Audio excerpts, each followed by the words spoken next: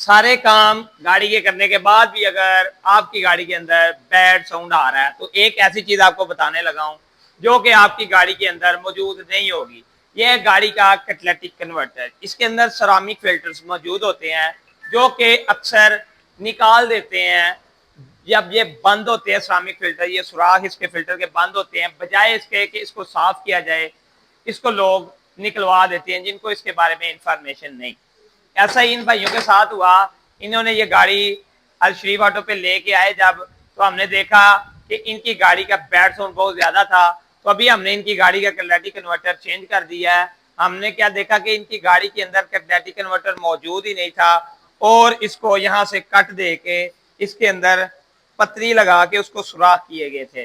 जो सुराख catalytic converter के अंदर मौजूद है उन सुराखों से तो गाड़ी की पिक भी अच्छी होगी, एवरेज भी अच्छी होगी और साउंड भी अच्छा होगा। लेकिन ये पतरी के जो सुराख होते हैं ये 40 से 30 से 40 सुराख होते हैं जो कि हजारों की तादाद में कैटालिटिक कन्वर्टर के अंदर सुराख होते हैं।